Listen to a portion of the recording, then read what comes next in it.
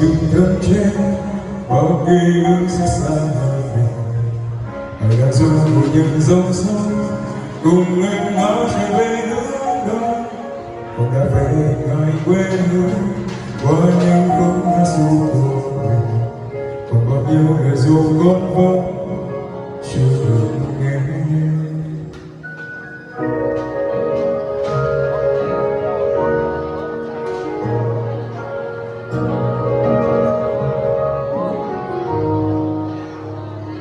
Biển đông với ta biển đông, mong lỡ khói sẽ sớm áo lòng.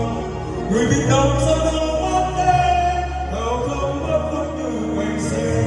Việt Nam ơi người yêu ta ơi, biển lửa chìm và cơn ngã trời, không những ai họ vì nhớ con thờ áo. Dậy với nhau, giờ với nhau, giờ trước một vòng Việt Nam.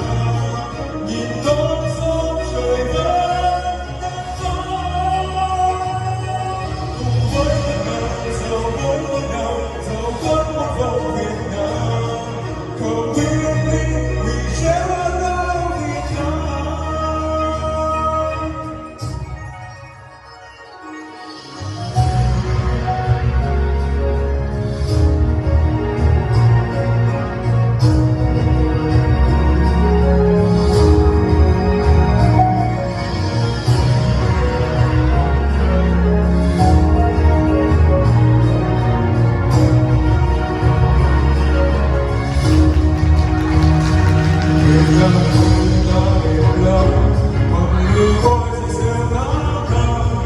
Người Việt Nam